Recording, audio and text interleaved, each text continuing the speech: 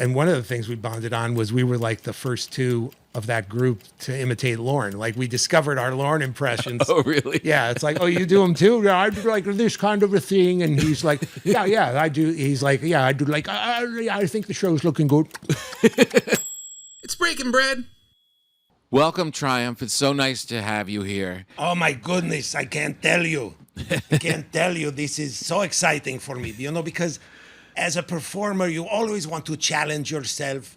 You always want to stretch, and in this case, it's how low can I go in show business? It's very exciting. I believe this is the lowest point in my entire career since the time I was molested by Alf back in the 80s.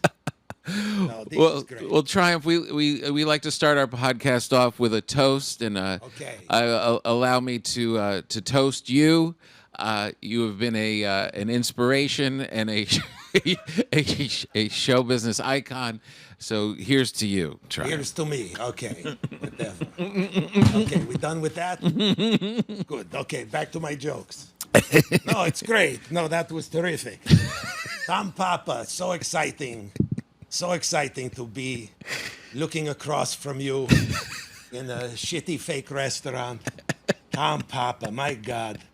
How long have you been doing podcasts now? Probably about 8 years. See, that's beautiful. It just goes to say the old saying is true. Podcasts never get canceled. That's the beauty of podcasts. They just keep going. There's no ratings. Doesn't matter whether anyone's listening or not. No one's in charge of saying enough. Except, wait a minute. I shouldn't say that because you also work for Sirius. Yes. A whole other show on Sirius Yeah. XM satellite radio. Yes, That's true. like the Betamax of broadcasting, isn't it? Does anyone listen? It comes truck drivers, a lot of truck drivers. Really? Yeah. They don't have access to a telephone where they can just put what's the name of the one that Joe Rogan that everybody boycotted? The Spotify. Truckers are that dumb. They don't know how to operate their phone to put on Spotify and avoid. Yeah. So we've got to listen to Tom Papa's episode with Robert Smigel. This is a podcast. Okay. Yeah, this is the podcast. This isn't the radio show. Thank God they can turn away. This is the podcast. Oh, good. Which, yeah. And some people actually see this, right? Yeah, it's actually on the YouTube. People can see you on YouTube. Isn't the point for you to not be viewable? No offense, but I mean, we all know how he's had a great career. He's a great stand-up, and he hosted that game show, The Marriage Ref, and he made the natural transition into shitty podcast. It's the lifeboat with Tom Papa. The cruise ship of broadcast. I like lifeboat. I'm sorry. That's okay. No, you know what? What I want to know is why do you call it breaking bread? Yes. Because I'm a bread baker and I feel like breaking bread. Sorry. No, I'm back. Why not? But I just did anyone ever suggest the Papa podcast? The Papa podcast. No, I never heard that. Papa podcast. No. See, that would have been. There's still time. There's still time. No one's seen this show. Right. Just start fresh. We're here with Tom Papa on the Papa podcast. This way, you know what else is good? What? This frees up breaking bread for when who's the short guy from that show? The sidekick. Which guy? The actor. What was the guy who next to Bryan Cranston? Alan. Oh, in Breaking Bad? Yeah, in Breaking Bad. What's his name? Yeah. What's his name? The actor in Breaking Bad. Google. We'll make an edit here. Google it. While you Google it. Aaron Paul. Yeah, no, see, here's the thing. Now that you freed up that name, right? Breaking Bread with Aaron Paul for when his money dries up in a couple of years. And like every has-been from every popular show, they start a podcast going over episodes. Episode by episode. Breaking Bread with Aaron Paul. right after the podcast. Wow, this is very exciting. We're all set. I've done my work. Well, hold on, Triumph, because What do you need? we did a deep dive, and there have been people that say that you and Robert Smigel are somehow together. Oh, God. But it seems we found a couple different photos. It seems like maybe you and Smigel are not one and the same. Really? This was a picture of you at the Playboy Mansion. I don't know who you're talking about with this Robert Smigel nerdiness. If you're talking about this thing underneath me, this growth coming out of my ass, I've been to many doctors and I can't get it removed. It's not safe. So I just call him crouching loser, hidden Jew. Here was a. Oh, there's more? Yeah, there's. My God. Here is you at spring break. Oh, okay. Yes. Surrounded by a lot I of. remember that. Yes. That was in Las Vegas no, not Las Vegas. That was in Daytona Beach. Uh-huh. And yes, after we partied with those girls, I met up with Tony Orlando, and I helped him. Me and Scooby-Doo helped him bury some hookers in the. Yeah. And I've never seen this show, but is this true that you are doing a Vegas show, Triumph without Smigel with Rita Rudner? No, it's supposed to say without Smigel and Rita Rudner. That's the big draw. It's a Vegas show without Rita Rudner. That's the main draw. Actually, her name without Rita Rudner is in the big letters, and then it says Triumph also without Smigel. I'm telling you, they would not have coined that way. You should try it. Maybe call this show without Rita Rudner, starring Tom Papa. The Papa podcast, probably guaranteed no Rudner. Papa podcast without Rita Rudner. To say your name. You're sold already. All right. Oh, it's so wonderful to have you here. Thank you. You've been a great. This has been a wonderfully mediocre podcast. For me to poop on. Oh no! Magic. Absolute. That was beautiful. What was beautiful? What just happened? Oh, hey, nice to see you, Robert. Hi. Sorry. Nice to see you. No, it's okay. We were just. Oh, yeah, no, we didn't leave the real mic. Like I said, what happened? God. What was that? I was accosted by Triumph, Oh, that guy. who really is. Pain in the ass.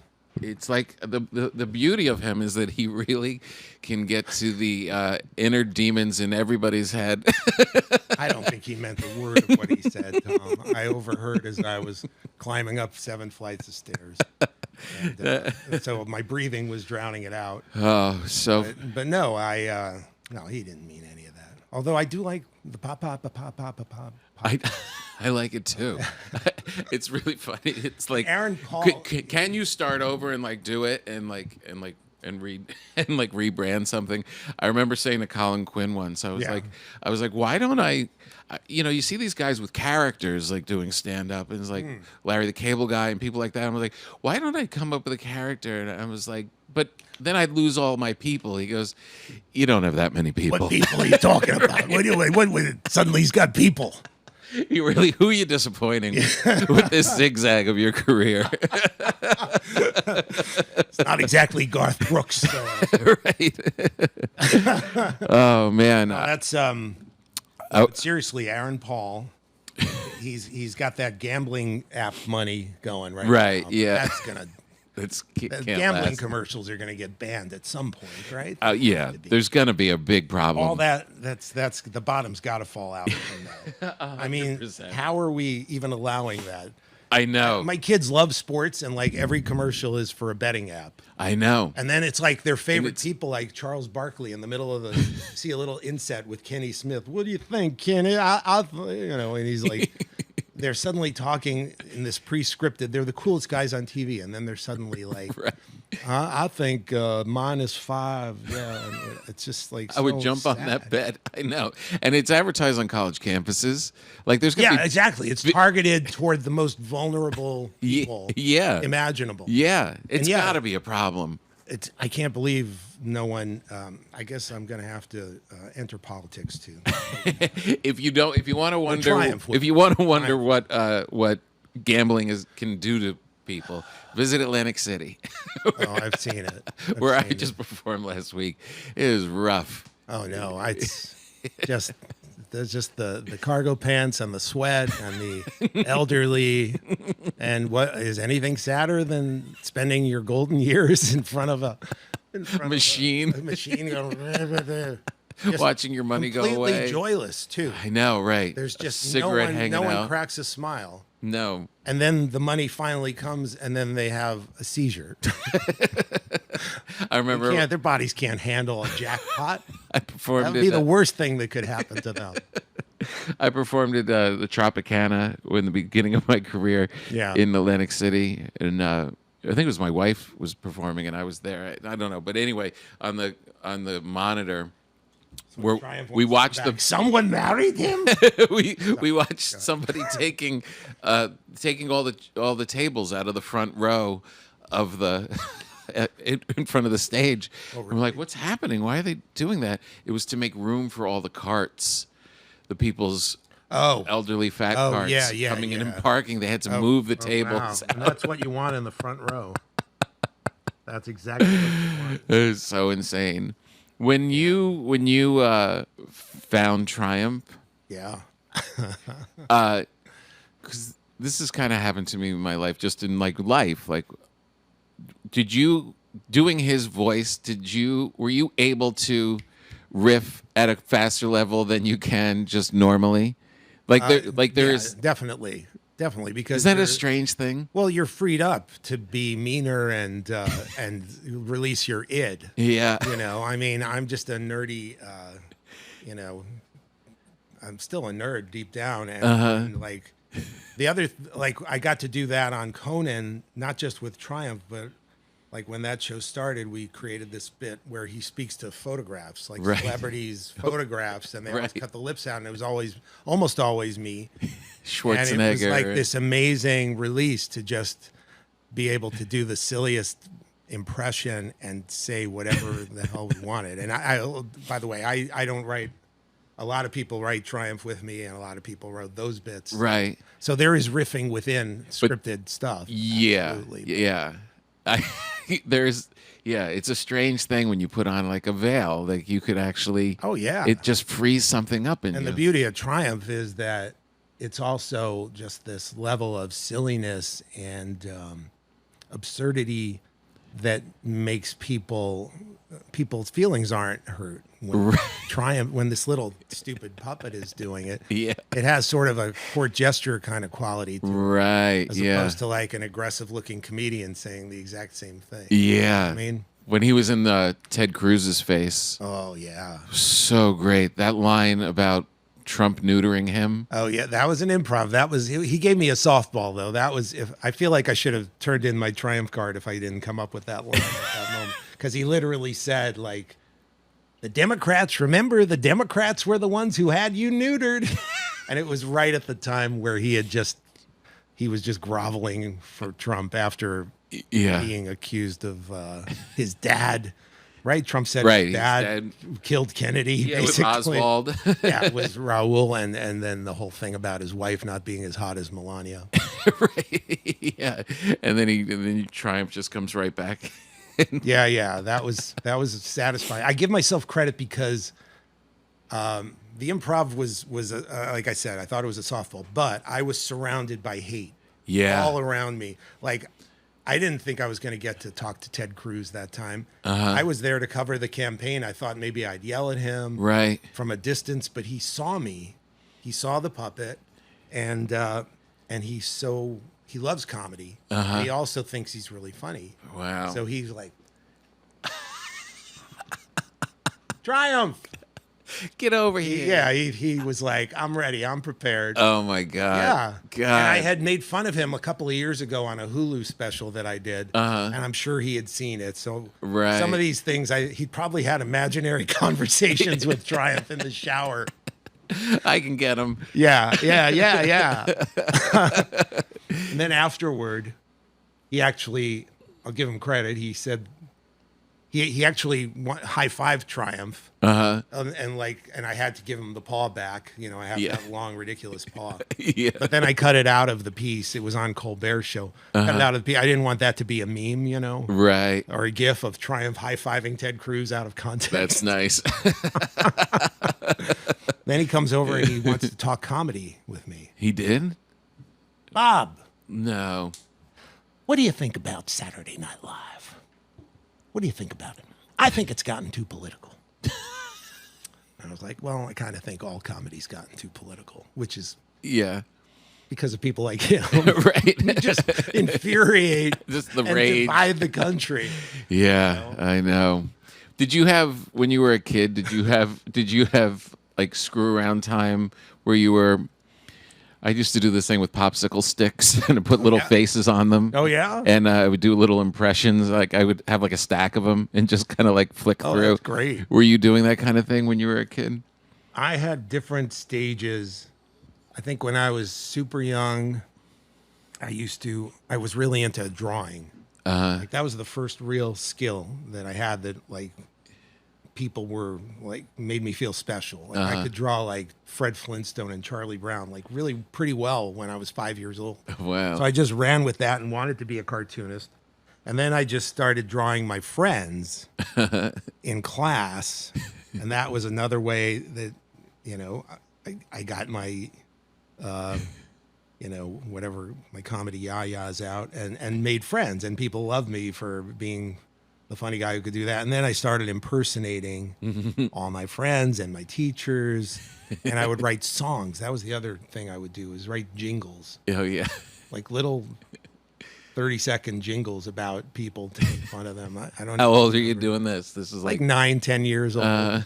It was like, I always liked writing songs, but never seriously. But then I ended up doing a comedy album and writing classics like Underage Bichon.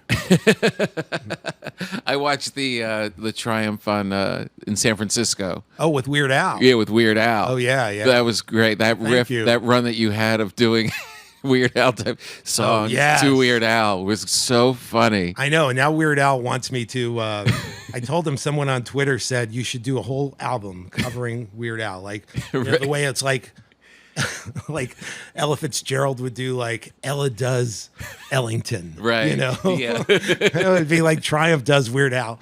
It's just an entire album of songs that Weird Al did not parody, right? Just shitty, just so inane. Yes, incredibly shitty Weird Al parodies. So if you see the show, it was like I sang something like Stevie Nicks' Landslide, and I would say to Weird Al, "Oh my God, that was such a touching one." The parody of Landslide. What was it? Mudslide? You know, well, I've been drinking Starbucks latte and Chipotle's right next door. You know, and it just goes on about straight out my ass it pours. It's like that kind of thing. All about just taking a huge dump. And You it's so can great. see my reflection in the blue water bowl, and the mudslide will turn it brown.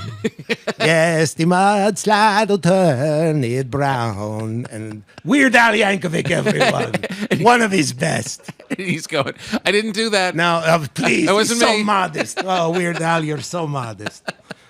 Yeah, no, wasn't those me. are really fun, those game shows that I'm doing. Yeah, they're really good. They're really Thank funny. Michael Winslow is the announcer. Well, he was the announcer. I mean, I've on done that them. one. I actually wanted to do it as a podcast, and I started one. I did one in 2019, and back then I did it in Brooklyn with Pete Davidson and Lawrence O'Donnell and Scaramucci. Wow. People. Wow.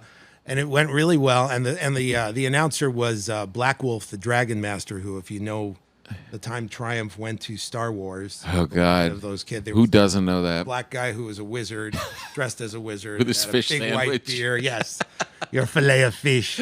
So he was my announcer, which was sadly he passed away.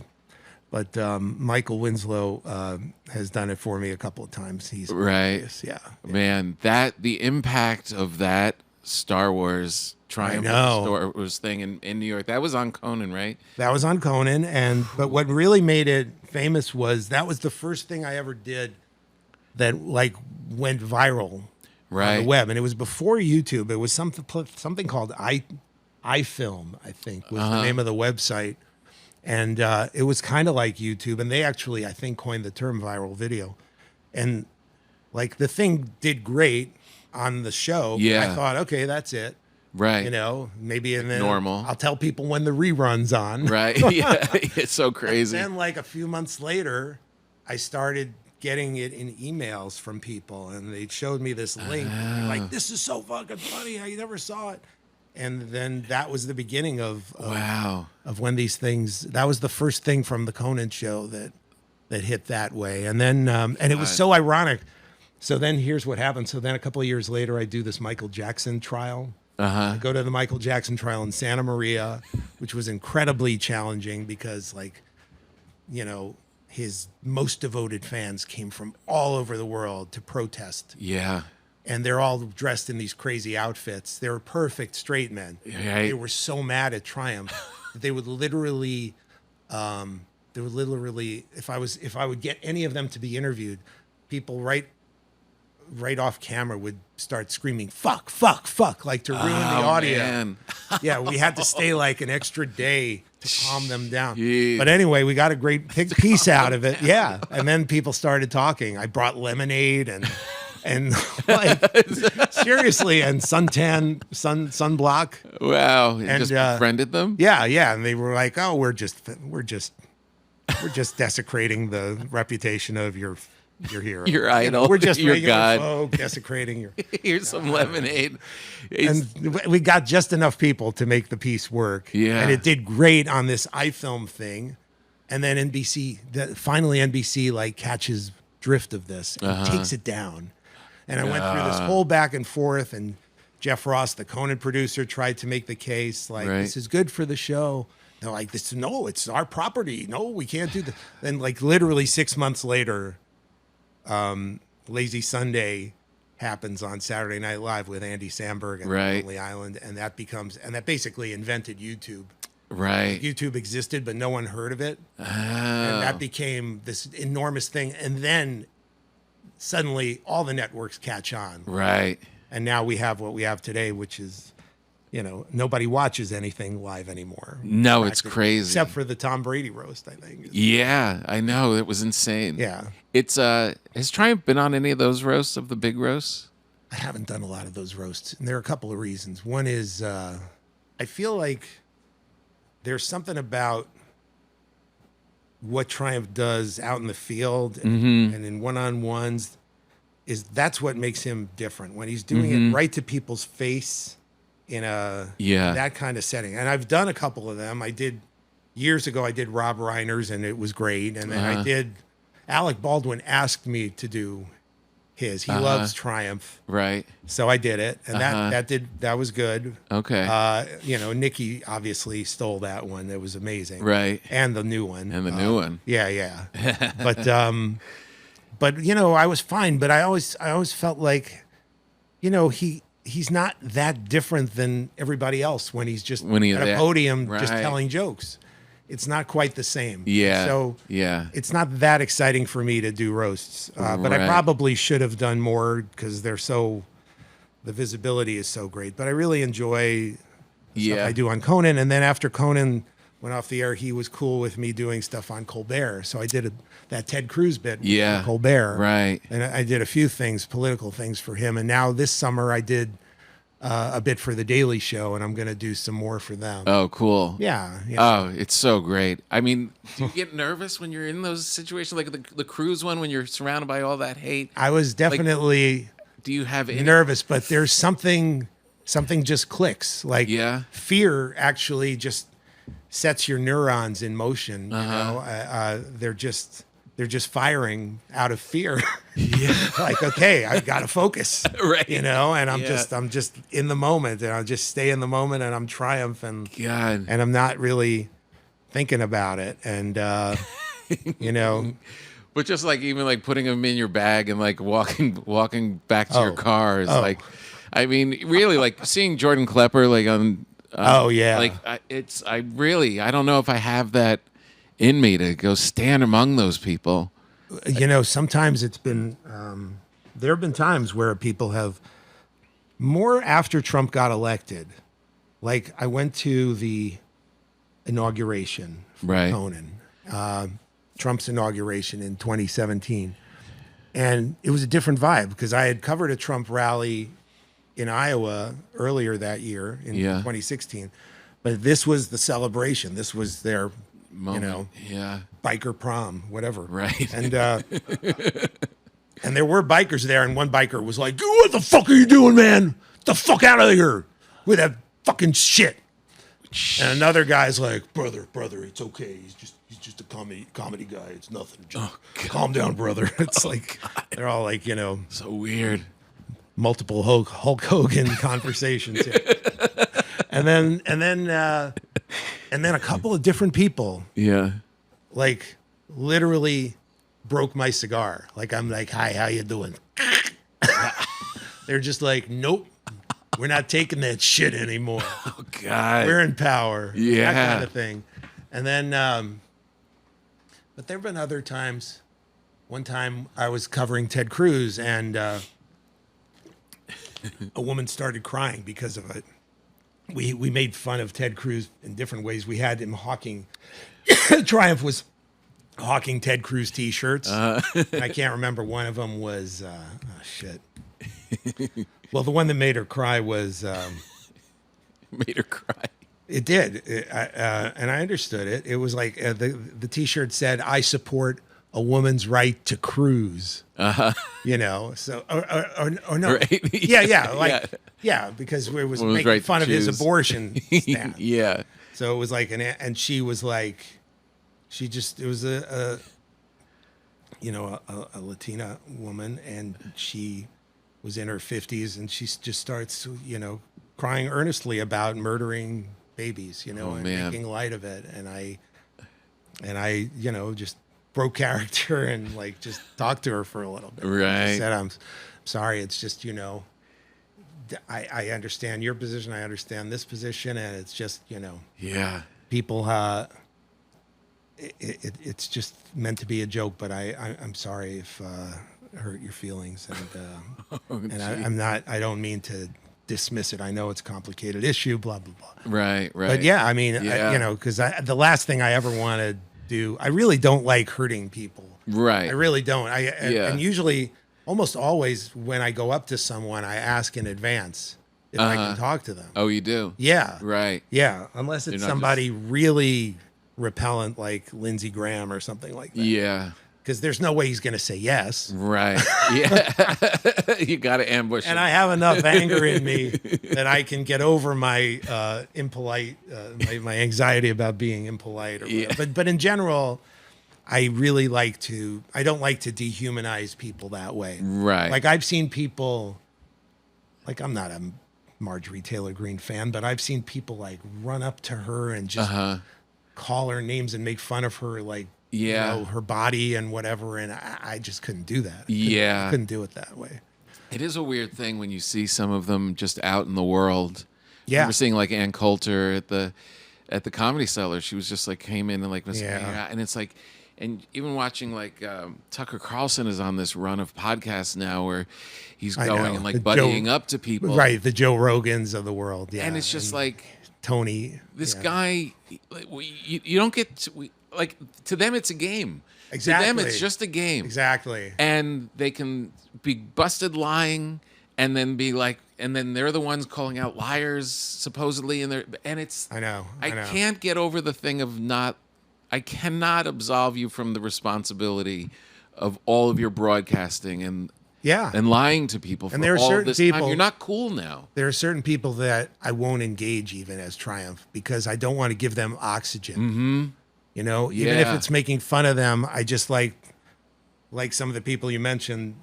I feel like there are people that I don't even think mean everything they say. Mm-hmm. As if that's some revelation, but there are people specifically who really don't mean what they say, and they really just want to provoke and divide, and I don't want to give them any more FaceTime or even if it's a comedy bit where I'm making fun of them.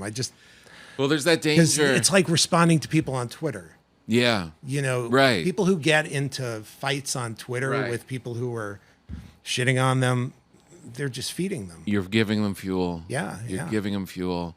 I saw this documentary on political satire, and it was really, I forget where it was, but it was well done because it was talking about that line of, it happened in the UK where they were really coming after Margaret Thatcher and stuff with these puppets and stuff. Yeah. And it happened with Sarah Palin on SNL.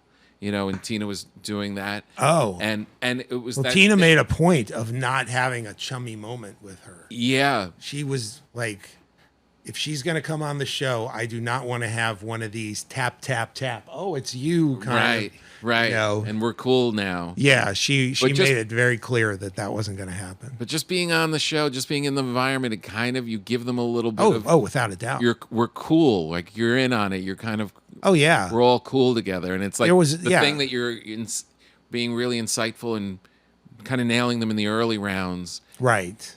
It starts, they kind of like get co-opted into it, and then it kind of. No, they're like, this will be good for me. It shows I can take a joke. It shows I'm human. The funniest one of that was one I overheard once. I don't know if we're on or not. Are we?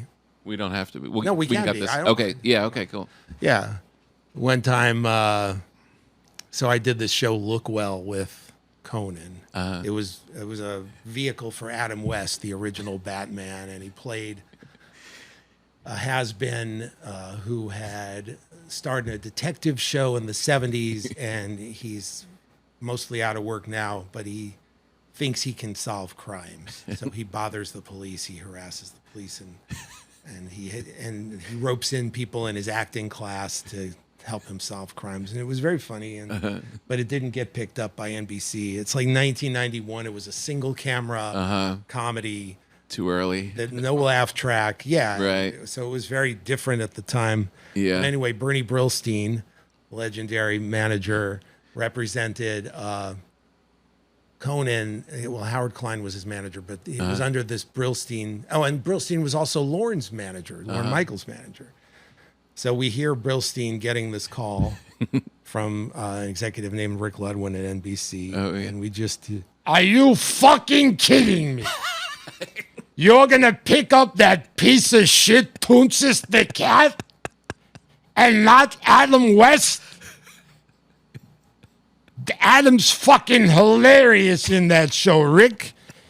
And this was Lorne's show, too. It was from Saturday Night Live, Toonsis the cat. But Bernie himself was only producing the Look Well show because that was Conan's... Because that, whatever, he didn't have a stake in Toonsis. That was only Saturday night. That was only NBC and Broadway Video. But he's still Lorne's his client, and he's like, "You're gonna put on that fucking Toonsis show, and it's gonna fucking bomb." Anyway, that was the funniest way I've ever heard one of my projects. Right, exactly. Getting to hear third hand from 200-pound old manager. It's nice to hear like somebody really caring, though. You know what I always picture. I always picture representation being like, "You're not going to pick it up? Okay, well, yeah, well, all right." Nowadays, but I've got this other guy, and he ain't interested. Right. You know, that old school manager thing of like, I always pictured like one guy that I'm going to cut your fucking balls off. You understand that? Let me make myself clear. Right. You're no longer going to have balls. As of tonight at 8 p.m. It wasn't Leno had a manager that was Helen like Kushnick? She had that same reputation of. It's out of my hands. Helen did it all. I don't know anything about it. I barely know the woman. Helen's the one who planted the rumor. I didn't know. How could I know? I only talked to her day and night. She had a wire when I was in the closet listening into Warren Littlefield. Now I'm getting really inside here. Yeah, exactly. I'm sorry, Jay. I'm sorry, Jay. I'll let it go. What was your first thing with Lorne? Was it Funhouse? Was it that stuff? No, I actually was hired as a writer at SNL. What was that year? In 1985. Holy shit. 85. I'm really old. Wow. Yeah, I was hired. I was a Chicago improv guy. I had a show with a bunch of people, and Franken and Davis were shooting a movie. Oh, man. They were not part of Saturday Night Live. They were, flailing in their careers, and now they were making a low-budget comedy that was being shot in Chicago. And one of my friends who was in my comedy group got cast in it. He was very funny, and they loved him. And so they came to see our show. They really liked it and took us out for beers afterward. We had a great time, and it was like nice validation. Okay, that was nice. Yeah. And then 2 weeks later, I'm looking at TV Guide, which was the only source of news back then. Yeah, like that front crazy. page of the non-glossy part. Uh-huh. And it said that Lorne Michaels was returning to Saturday Night Live after 5 years, and he was hiring Al Franken and Tom Davis as producers. And I just was like, how is this possible? Wow. And I was like, I know the people now. In the they book. like me, and the and now me. And then sure enough, three of us got to audition, and one of us came very close to being hired as an actor on the show. This guy, Doug Dale, but I ended up being the one person who was hired as a writer, and I worked there for 8 years. Did you audition as talent though? Only I didn't get to the real audition stage. Like the three of us did some bits from our show. Oh, okay. And we did them in Chicago in like a talent agency, and Lorne just watched us like. And then he clearly only liked the guy that got close. Yeah. So he's just like, Doug, where are you from? Just like I didn't exist at that point. It was hilarious. In the middle of it. Yeah. It was my first encounter with Lorne Michaels' idiosyncrasy. Right. Yeah. But I love him, and he's done everything for me since then. But, it was very intimidating when I got hired, and I thought he hated me for a good year. Oh, really? Pretty much. Does he know what he's doing, or that's just what he does? I still don't know. I think it's kind of what he does. Uh-huh. And other people are like, oh no, he's manipulating everything. Some of the things people write in or say in those SNL books are pretty severe. I don't know. I all I know is, I think the show. Here's something interesting. So a couple of years later, so I did that show. Then I left, started the Conan show. That was great. Did that for a year and a half, and then I did the Dana Carvey Show on ABC. Man, which was a disaster. But I was like the Lorne of that show. It was the first time I was in that position of running a sketch show. Right. And we hired people who were complete unknowns. But by like the third week, I felt this stress of like, they're mad at me because I didn't pick their sketch. Like I felt like what Lorne must feel. Yeah. And like, and I remember calling him. I went out of my way to call him and just say, I just want to say I'm sorry. Like, I don't think I've ever understood what it's like to be in that position where you're constantly set up to disappoint people week after week. And, so I think there's a back and forth. There's an inherent, because I wasn't behaving in any kind of manipulative way. And I was like trying to be really touchy feely, but people still, I could feel it. I could feel the resentment coming from certain people that they weren't getting in their show, in their sketches or writers too. And I remember just having to tell him, I get it. It's so strange to be in that position. Yeah. And so I'm sure that affects him in a way that, Did he kind of acknowledge it? He laughed. He was like, because he knows that. Yeah. It must have really amused him because I was like a squeaky wheel at times at SNL. I was like, How many years? I was there for 8 years, and I'm just not. One time he said to me, Robert, you have no poker face. I can see every emotion, everything you're thinking you don't have to say a word. and I got it. It was true. I'm just not. I was raised by like Jewish parents who yelled at each other, but were like madly in love with each other. Right. And it just wasn't that kind of. Nobody held stuff in. Nobody held stuff in, and they also treated me like I was the second coming. So there was that. I had a lack of perspective. I just basically went from, a couple of years of trying improv in Chicago to getting on this show at a relatively young age. So it's quick. Yeah, so I think it's very easy to, and then you just get caught up in the competition, and I don't like competition. I hate it. But you just live and die with what happens, the decisions that are made, because it's so claustrophobic there. Everything, the hours are really intense, and your whole life becomes that show. And then you walk home, or the next day, you're trying to be a normal person, but you're just reliving Saturday night. Yeah. The whole day. Did you have talent that was like your camp, like that you? I mean, there were people. I loved everybody in the cast. Dana. It was, but there were people that I was drawn to, both as comedically or personality-wise. Like Dana Carvey was really more than anybody as a performer my guy, because I love to do voices and I love to make silly music out of comedy. Right. And so the two of us.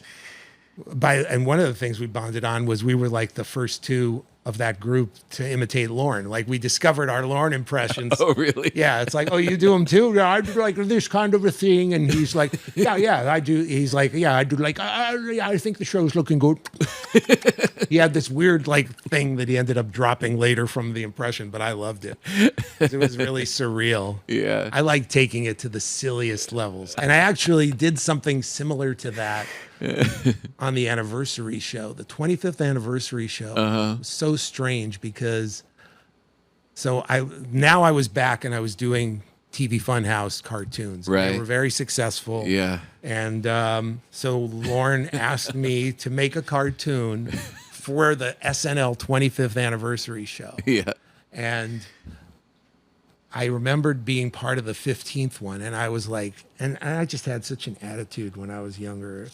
Like, not that I don't anymore, but I quell it more now because I have kids and I just, I have the perspective of real life now. Yeah. But back then it was like, fuck, man, I'm going to make fun of the anniversary show. Because I remember thinking the 15th was like kind of pompous. It's just people at podiums celebrating and showing clips and making corny banter. And so I made it. And also there is a protocol of like where people get to sit. Like, because he invites every host ever and every cast member ever. Right. And there's definitely like, Eddie Murphy's not going to be on in the balcony. Right. He's going to be, So I wrote a whole song about Lorne, a patter song about, and he's running around with cards that he's putting on seats. Gwyneth Paltrow's in row one. Gary Kroger's in the back, I don't remember the lyrics, but he's just dancing around taking all this delight in his power, And this year, I don't even know where I'm going to sit. I mean, we're going to have you suspended from the ceiling. The writers, there's going to be a rope. It'll be comfortable. There'll be a little cushion underneath so that you're not completely in full dangling mode.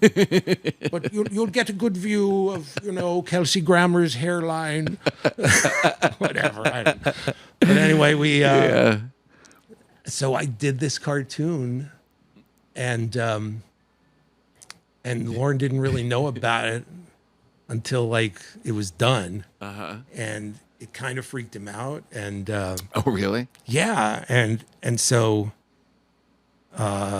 he couldn't tell if it was going to come off mean and make the show feel like, I don't think he was that worried. He's got a pretty thick skin. If you read the Tom Shales, Jim Miller book, it's not like Lorne stopped them from having people say horrendous things about him. Like, right. There are certain people like Harry Shearer who've just like, it's amazing what they say in that book. Yeah. But Lorne's cool with it because he's like, hey, Right. this is reality. Let it be. But this is like his anniversary show. You're right. So he literally calls me into his office, and like 2 hours before the show. And Paul Simon's the only other person in the room, and he's like, "I'm too close to it. Can we play it in front of Paul and see? I just want to get Paul's take and just see if if it's too much. I can't judge. I'm too close to it." So surreal. So it's the strangest, and I'm just thinking back to like 14-year-old me, Yeah. or whatever age I was when the show started, and how much I loved the show, and I love Paul Simon, and Bridge Over Troubled, everything. I love Simon and Garfunkel, and just 14-year-old me. If you had told me 25 years from now you're going to be in a room with Lorne Michaels and Paul Simon, making both of them uncomfortable, It's so crazy. it's insane.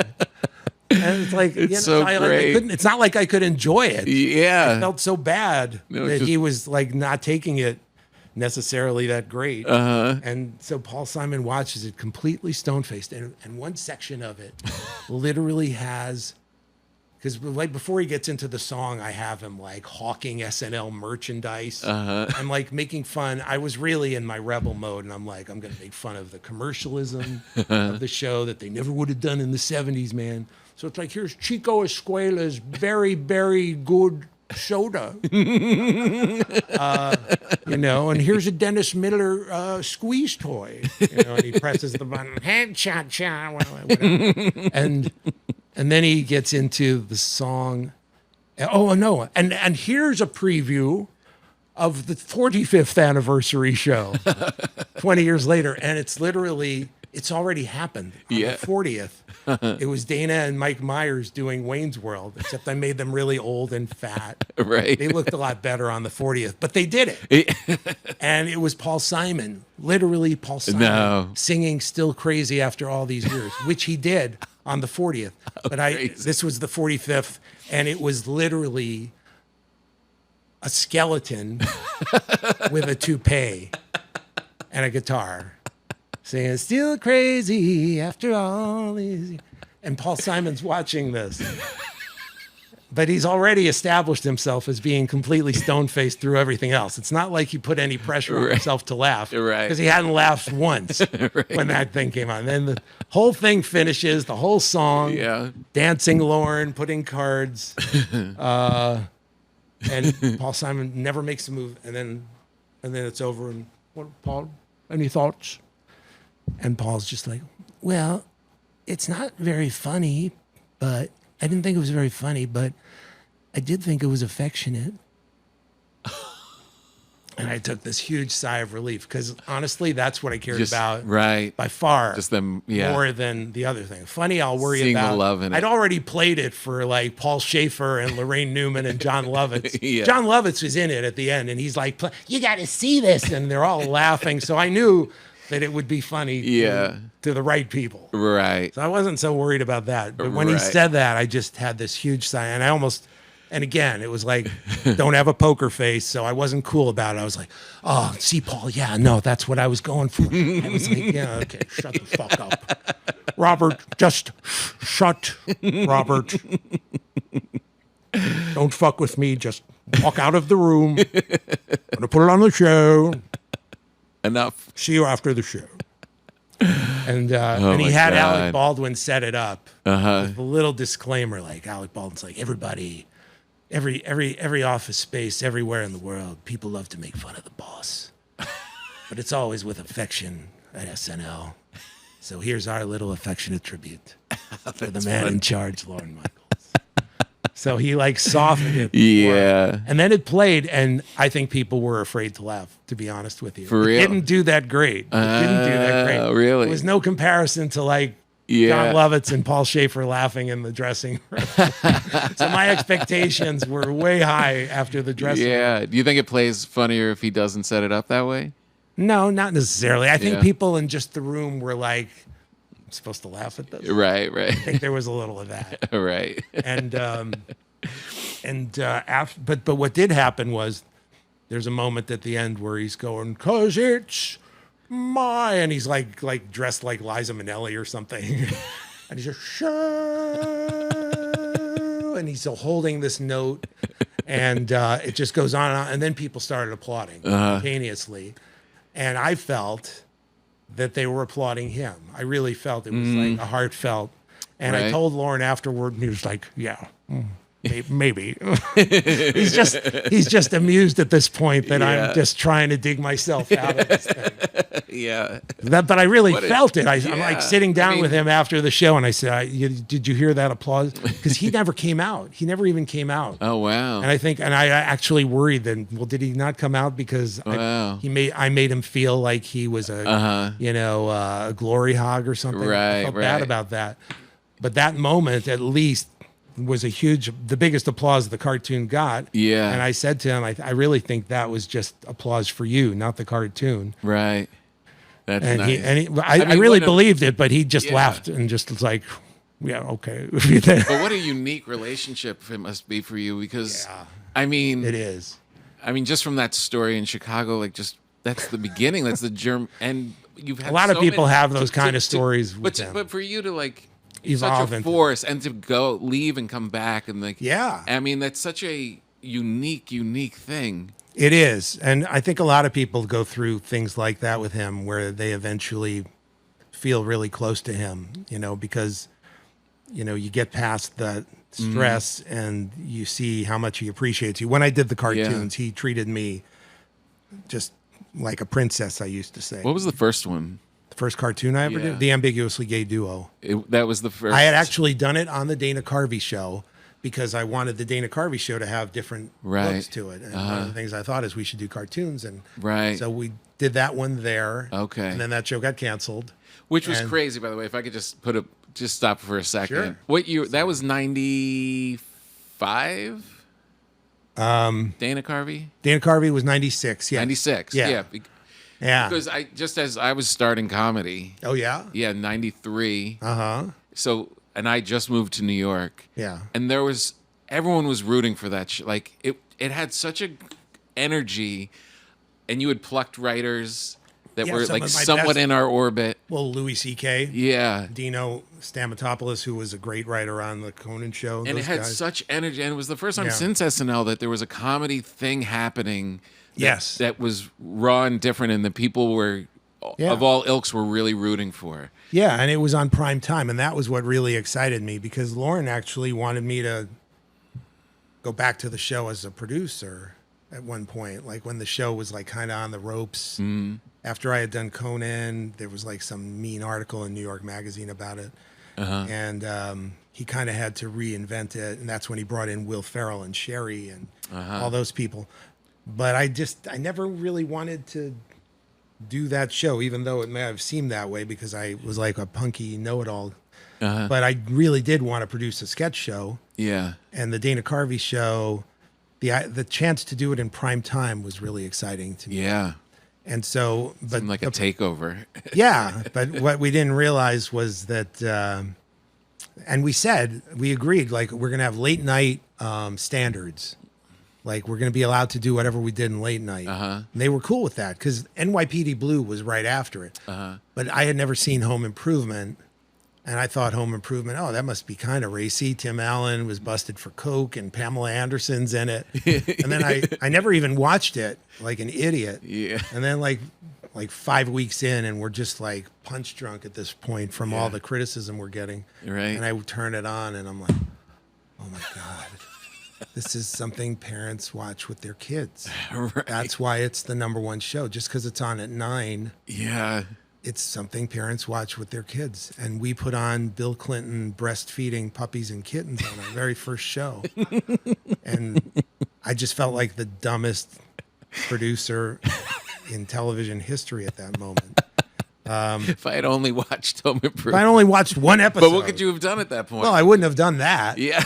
Would have put that on at like 9:40. You would have begged for, right. Or I wouldn't have put it on at all. Yeah, or begged for another time slot. We had like a lot of stuff that didn't have to go that far. Right. That was like probably the most offensive thing. Maybe not the most offensive thing we did. Yeah. But it was up there. Yeah. And it was the first thing we did. Right out of I felt so much guilt at that point. But I was, Man. it's a lesson learned. But Was it anyway, Dana's idea or your idea? The breastfeeding? The show. I think Dana was offered. Uh-huh. And then we just kind of formulated it together. And I had the idea, Dana had the idea of calling it like the Taco Bell Dana Carvey Show. He had the idea of doing a sponsor every week. Uh-huh. And that ended up biting us in the ass because the joke was it was going to be a different sponsor every week. Yeah. That we were whores. Right. But after the first one, after the breastfeeding sketch, Taco Bell decided to make a big public show of like, we're pulling out. Really? It's like, you were never going to do the second show. We're pulling out. We have nothing. We didn't see the script. Another lie. And so then the joke seemed to be that every week we would lose a sponsor. People didn't get what we were doing at that point. Yeah. So we were really in a too ditch much. from like the first 5 minutes. Yeah. But but then I pulled Ambiguously Gay Duo and brought it to Lorne, and it was the easiest deal I've ever made. Right.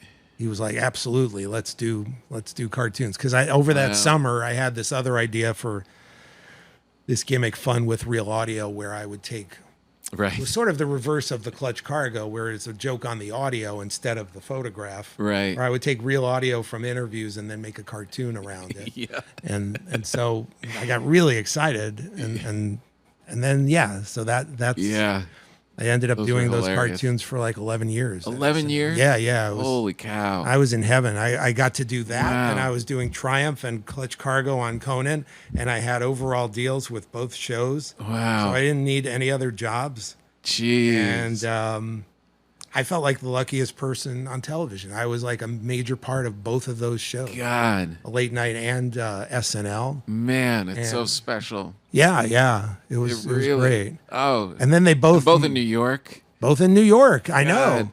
And I couldn't move because by 2008, when SNL finally dumped me because they just kept slashing the budget. This was like after Will Ferrell left, it was like a little bit more of a struggle for them ratings wise. And then they figured it out. And they had amazing people. Yeah. Fred Armisen, Kristen Wiig, Will Forte, and Right. they rebounded. So they got rid of me. It was really not Lorne. Lorne was very nice. He called me and he said, they've been asking me to get rid of you for like 2 years because it's so expensive. And Were they expensive? they were, And time consuming? No, we would get them done in like 2 to 3 weeks. Whoa. But they were partly the reason they were expensive was because of the rush job. Right. And then Lorne, so I lost that gig, and then Conan moved to LA, and I couldn't go because I had an autistic child. There was just no way I was going to uproot for anything that wasn't going to suit him the best. And the best setup we had for him was in New Jersey. We ended up moving to New Jersey. Right. We had already moved by then. So anyway, So they both went away. they both went away, and then I've been writing movies primarily since then, and the occasional Triumph stuff. Amazing. Yeah. Are you going to tour with the Triumph thing? Because that San Francisco thing, which people can see on YouTube. Yes, on Triumph's So YouTube funny. page, also on Team Coco's YouTube page, and I'm going to come out very soon with a Chicago one. Oh. I interviewed Rod Blagojevich, and it was great. And I shot that last month in Chicago, so we're going to put out another one very soon. Awesome. But yes, I would like to. So funny. It yeah. should tour. It should be. I'd either want to tour or just try to do like multiple ones and get them on a streamer. Yeah. Yeah. Like a topical special Oh kind of man, thing. that would be a great tour. Yeah, it really I know, would be fun. I know. And The hard part is you have to like change the material for every city. You know? Right. That's always been the challenge with Right. Triumph. Like there's so much value in the immediate. Yeah. So when I would tour, I would always we'd write a bunch of jokes for Buffalo, and then now we're going to be in Boston. Yeah. And then I always love interviewing people, so I would always like to interview local people from the town. Right. And local celebrities. So it's a lot of work. Yeah. It's not like I just have. You just run out with a puppet and, Yeah. and just riff. Yeah. We do a thing on this program where Yeah. we talk about the finer things in life, and food wise and No. breads and artisanal stuff, but Artisanal is one of my favorite words. but I'm from New Jersey, and Nice. Where in New Jersey? I love Bergen County, Park Ridge, Montvale, Holy shit. Wycliffe I live Lake. very close. I'm not Oh, going to yeah? disclose because there might be some bikers from the Trump rally listening. Yeah, I live it. in Bergen County. Oh, you do? Yeah. It was great. Oh, my I was just God. with my friends from high school just on Saturday. Yeah. We're all still tight. And it That's really so is because nice. it was such a great place to grow up. It really No, was. my kids, one of my kids, so we were in this area where Right. we started them both in this private school. Uh-huh. And then one of my kids, by like fourth grade, was like, I want to go to the public school. I Yeah. want to be around the kids in the neighborhood. Yeah. You know, I know also that Bergen County has a really good Big, have great schools. public school system. Yeah. Public schools may be better than the private school in some ways. Yeah. So he moved, and now, he's just Yeah. he knows everybody in the neighborhood. So He just great. loves it, and they just go and hang out, and it really does have that. Yeah. My wife You know. grew up there too. Oh, and we didn't meet nice. until we were comics at the comic strip. Really? But we were kids in like I was in the same town. And it's funny because I remember as a kid thinking, this kind of sucks because you want to get away from where you grew up, but this is Right. pretty nice. Like I could see I coming back know. here. And my wife's Oh, my like, I'm not kids are going like- back. No, after we're empty nesters, we're actually thinking of moving to be closer to my autistic son, Oh, yeah. who lives in Massachusetts, and he got set up in a beautiful school there, a residential wow. school. He had a lot of issues, and Yeah. the school has really helped him. He's much happier, and Oh, that's and now great. he lives in a house with like 6 other young adults. Wow. And I don't think we can replicate it in Yeah. New Jersey the same way. So we're probably going to move up there. Wow. And the boys are not happy about that. Oh, no. They understand, but Yeah. but they feel like they really have roots there. Yeah. You know? I know.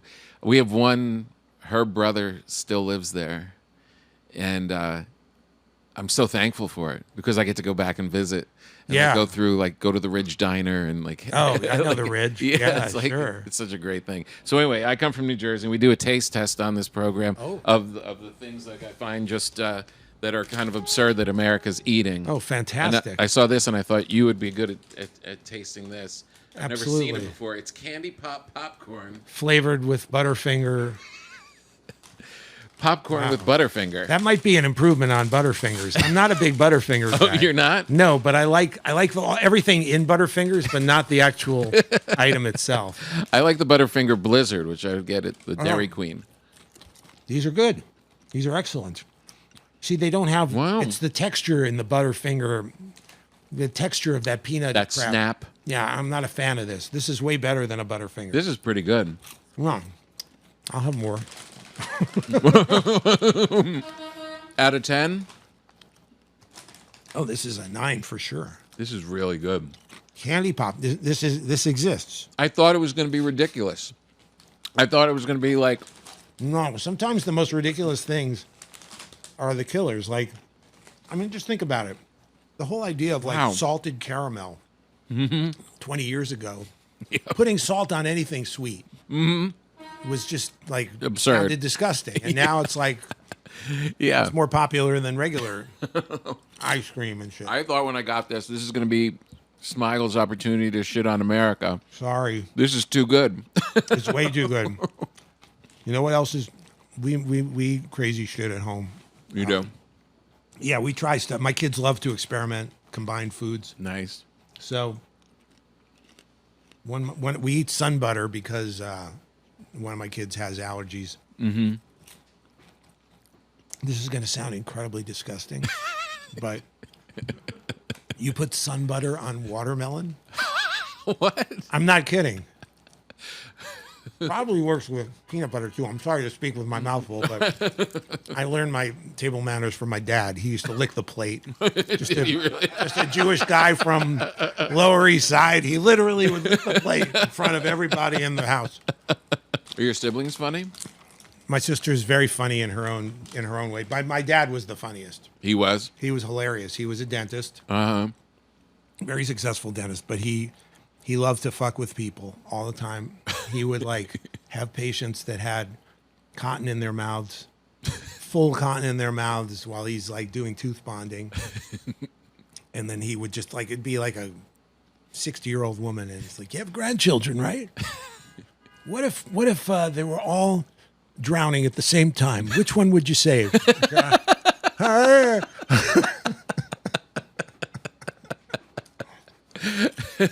love the licking the plate. Oh my God.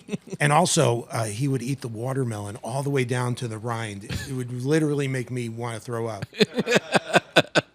at the table, but you know. So who came up with the idea? That's the kind of life I led. That's like the trauma in my childhood. It's like, ew, watermelon rind, really?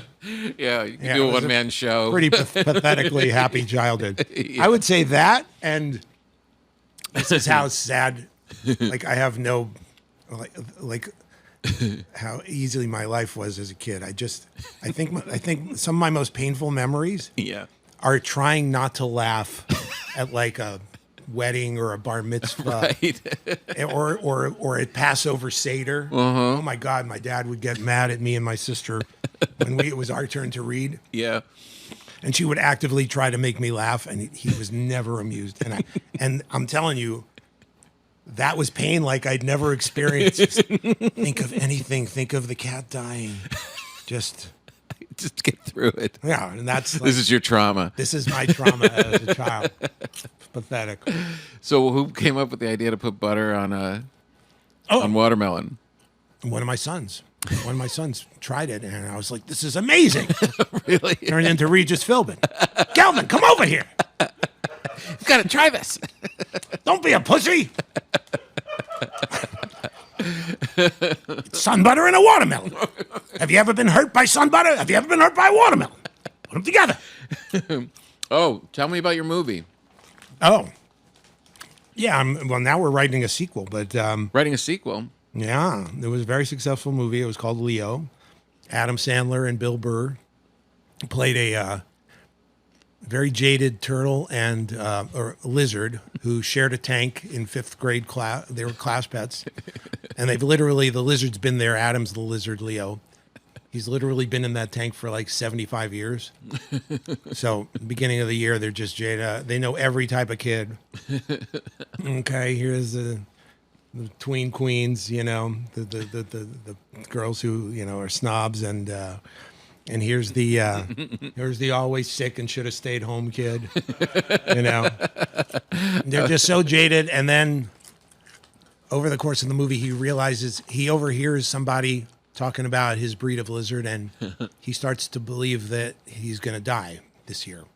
This is his and he year. thinks about he's never done anything with his life, so he tries to escape when the class pets are taken home, and he gets caught by this girl, and he tries to escape getting caught, and he hurts himself. Like somehow he like flies through a curtain and slams against the wall and screams. I can't remember what it was, but it's in English. It's some kind of. And he's like, "You hog?" He's like, "No." And then but he's busted. Right. So they end up talking. I can't believe I'm still eating the fucking candy. This stuff is so good. I'm my father's son. It's rude. It's not good for me. I'm going to take it away from you. It's getting in the way of the story. It's so good. Now I'm supposed to plug. But for God's sakes, it's good. Candy pop. Holy shit. I've eaten half a bag. Anyway, he and the girl start talking, and she starts sharing stuff with him because she's uninhibited around this lizard. And then he actually is able to give her some clever advice because he's seen every type of kid. Yeah. And then next week he gets another kid, taking him home, and he tries to escape again, gets caught, and then he starts getting more and more. Then he starts wanting to. He starts liking giving kids advice, and they start really liking him, and then he realizes that's his purpose in life, and he doesn't need to like see the world and escape. And, right. And it sounds very serious, actually, but it's not. There's a very funny. I remember it's really funny. I saw a very funny clip of the girl's crying, and that's my favorite. And the little lizard is just talking about how how ugly she is when she cries. Well, he's got a song. I actually wrote a bunch of songs for the movie. That one's called "Don't Cry," and it's like, "Don't cry, crying's for weaklings. Don't cry, it's lazy and dumb." It's like this beautiful Mary Poppins kind of lullaby. We're talking about how you look so ugly when you cry. Yeah, no, yeah. Dry those eyes. They make you look ugly. Suck it up. You mustn't succumb. Yeah. No, but the movie I was asking about is the Temples movie. Oh shit. That's Yes, Jessica I'm now. in a movie. You're in a movie. As an actor. Oh, okay. You didn't write Holy it? shit, no. But it's good. Oh, okay. It's a really good movie. It's an independent film. Sony Classics bought it at Sundance. Okay. It was a big hit there, and it's opening last week of August nationwide. And it stars Jason Schwartzman, Carol Kane, and Wow. a lot of other great performers in In it. the Temples. Between the Temples, it's about a cantor who loses the ability to sing because he's gone through a lot of trauma, and he's still teaching. But I play the rabbi. I don't know how they pulled it off. Hours and hours, and then I called Martin Lawrence, and I was like, "You think you had it bad? Try turning me into a rabbi." This Big girl's making her Mama's money. house. Yeah. No, so yeah, I play the rabbi who doesn't understand what he's going through and is trying to set him up with his daughter. Nice. It's a really funny movie, and it's really sweet. And what I love most about it is that it's about religion, but it doesn't mock religion. Right. It's kind of it sort of reminds you what religion is supposed to be, you know. And That's I'm nice. kind of an observant Jew myself, Yeah. actually, and I always get tired of, like, it's such an easy target in I know. comedy, shitting on religion, and some of it is How do you think I feel? I'm deserved. Catholic. Oh my God, yeah. No, It is such a Catholicism, shame. it is hilarious in many levels. No, but there's so many good aspects I know. to religion that get, swept under the rug because people focus on, the easy stuff, the extreme stuff. Yeah, exactly. And they don't like, and when my dad passed away, I got to actually, he really wanted me, I knew he wanted me to, like, say this prayer Kaddish every day for Right. him. And I went to shul like twice a day. Wow. Said it 3 times a day in these Wow. different services. But I got a lot out of it because, like, I got to, like, listen to sermons there was an amazing rabbi in Fair Lawn, New Jersey, and named Rabbi Uden, and he just was so he just took me through the whole Bible and just reminded me of so many great lessons that you can glean from being religious.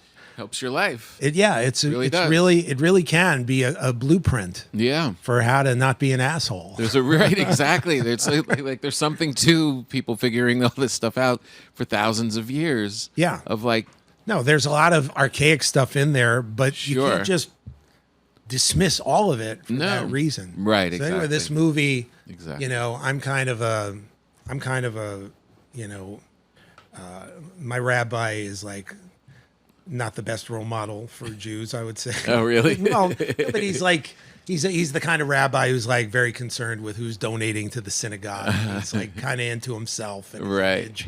image, that kind of thing. Yeah. But that serves a purpose in the movie as to, like, then Carol Kane comes in, who's not formally religious, but kind of represents a lot of the great aspects of being a Right. good Jew. I always say Right. this about my wife. My wife does so much for other moms with autistic kids. She's such a generous soul, and to her own children, Right. and to my son Daniel.